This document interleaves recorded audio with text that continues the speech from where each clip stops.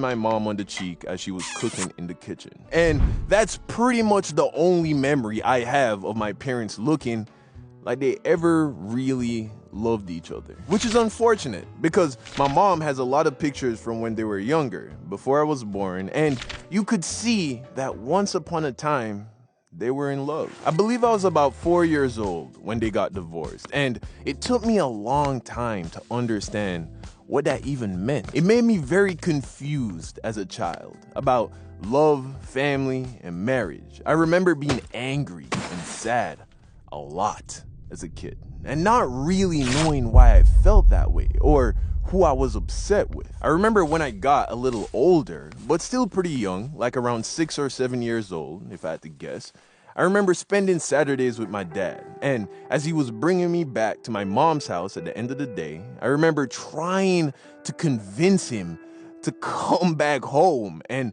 make up with my mom and be one big happy family again. Of course, that never happened, you know. My dad would always say, "Son, when you get older, you'll understand." And he was right, you know, because as you get older, you understand that we are all deeply flawed people. Nobody's perfect, and no matter how strong your dad seems, he's just a man. And your beautiful mother, well, she's just a woman. And sometimes men and women fall in love, they get married, have kids, and then they break up. My mom was really beautiful when she was young. Not to say she's not pretty now if she's watching, but when she was young, she got scouted to participate in Miss Jamaica. And I mentioned that because I can remember being in like the 2nd grade, and I had this light-skinned classmate named Matthew, you know, a little fat boy. And anytime my mom came to the school, he would always mention how pretty my mom was. And that really used to bother me. This one time, during lunch, he came up to me and said that one day he was gonna marry my mommy. So I punched him in the stomach. It wasn't a fight. He never touched me because I punched him in the stomach like 3 times and he fell to the ground, and I told him, never say that ever again. And I didn't really get into fights in school as a kid, but I remember getting so angry when he said that because in my head, my mom belonged to my dad. And of course, I knew that this little kid could never marry my mom, but I think it struck such a chord because even at that age, I understood that my mom was now single. So technically, a man that was not my father could marry her. If they were still married, this kid could never say something like that. So indirectly, it was like he was making fun of the fact that my parents were divorced. At least that's the best rationalization I can come up with now for why I got so angry at this other kid for saying what he said in the 2nd grade. I really loved my dad growing up. You know, usually you hear that boys who grow up being raised mostly by their mothers become mama's boys. And I guess that's true for me to an extent, but I really loved my dad. He was my favorite person growing up. He was the coolest, strongest guy in the world, tall, muscular, and women love my father. Everywhere he went, he was always very popular with the ladies, especially at work. And I know that because my dad would take me to work with him sometimes. Actually, I would guilt my dad into taking me to work with him. When I was really little, my dad would pick me up from school and take me home. And as we pulled into the driveway of my mom's house, I would just start crying. I would cry hard, like bawling, bro, like I was dying. I would tell him I'm not getting out of the car and I don't want him to leave. So then he would ask me if I wanted to go back to work with him. And of course, I said yes. He worked at a big bank in downtown Kingston, and he would take me back to the bank and sit me in his cubicle, and I would sit at his desk and draw on printer paper for hours. In fact, that's actually how I began to draw, and where people started to recognize that your boy had a little talent, you feel me? He would hang my drawings up in his cubicle, and his coworkers would come around and compliment me on my drawings. So it was very encouraging, but eventually we would have to go home for real. And when he would drop me off the 2nd time, I would try to do the whole crying thing again to make him stay, but it never worked because where I lived wasn't my dad's home anymore. Even though my dad was in my life, my mom still had to pull a lot of the weight financially to take care of me and my little sister. So she worked a lot, and she often worked late into the night. And I remember being very worried most nights as I waited for my mom to come home, because Jamaica is a very dangerous place, especially for young women. Every night on the news, it would be some picture of a young lady who was kidnapped and never seen again. So I would always worry that the night would come when my mom wouldn't come home. But thankfully, she always did. I remember I went through this phase where I would write little notes to my mom saying things like, "I love you," and "I missed you," and then I would take the note and fold it into a paper plane. And then when my mom came home, I would fly it at her as she walked through the door. But a lot of times, she was so tired after working all day at the bank that she wouldn't even notice. And the few times that she did, she wouldn't know to unfold the plane and discover the secret message. So eventually I stopped doing it because I thought I was just annoying her more than anything. She didn't understand what I was doing. In fact, I don't think I understood what I was doing. My mom always tried her best.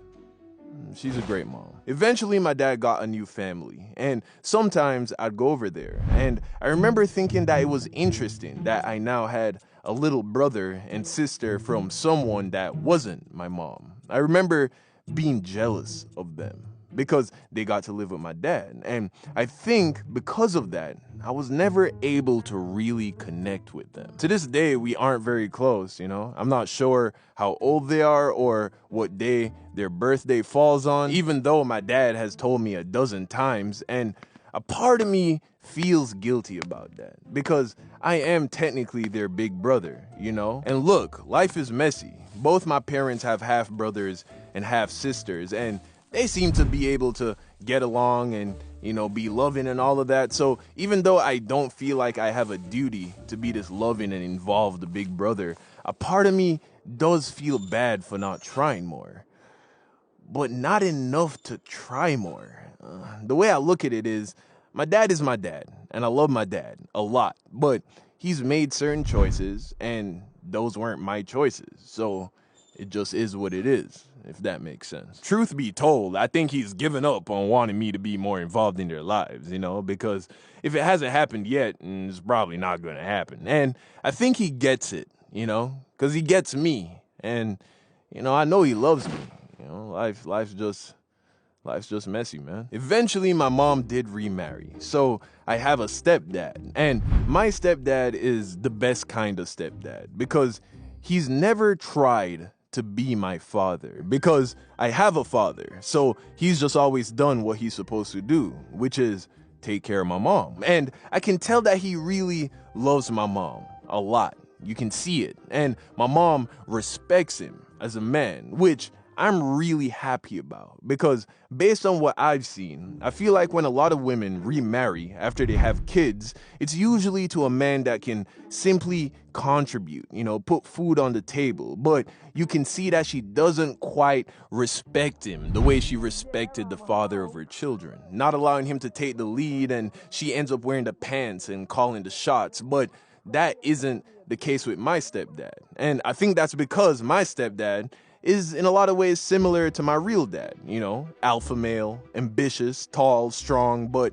unlike my dad, my mom met him when he was already in his 40s, you know, already had a wife and kids in the past. So they were just looking for someone to marry, someone to love. And no one's perfect, but I'm glad that they're together. Also, he gave me another little brother, Micah. And although Micah is technically my half-brother as well, as far as I'm concerned, that dude is 100% my little brother. Anything this kid asks me for, I get it for him, because I love him so much. My only regret is that I'm not there physically to be his big brother, because he still lives in Jamaica.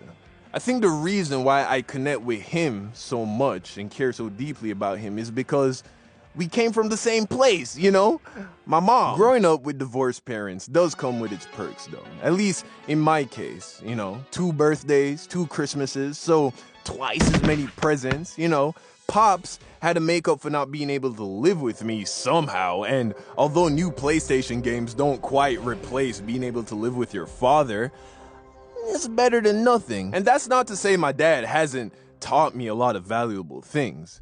The most valuable thing he's taught me is how to be smooth. You know, my dad is one smooth guy. It's really a double-edged sword when you think about it, because being that smooth is probably how he made my mom fall so in love with him, thus resulting in my birth. But it's also probably the reason their marriage didn't work out, because when you're that smooth, women notice. Like I said, the ladies love my dad. He also gave me his smile and his jeans, you know what I'm saying? And without those two things, I wouldn't have half as many stories about girls as I do, to be honest. I honestly wouldn't change anything about my life or the way I grew up, because I love the person that I am today, even though I'm painfully aware of all of my imperfections and flaws. And trust me, there are a lot, but still, I do love myself. I mean, I got it tatted on my wrist 3 years ago for a reason. Still, I would say that I don't want the same for my kids, you know? I want my kids to grow up with both of their parents in the same house. Little boys and little girls need their fathers. I believe that boys need a strong masculine figure in the house, especially while they're still very young. And girls need a loving and attentive father so they don't have to go out and seek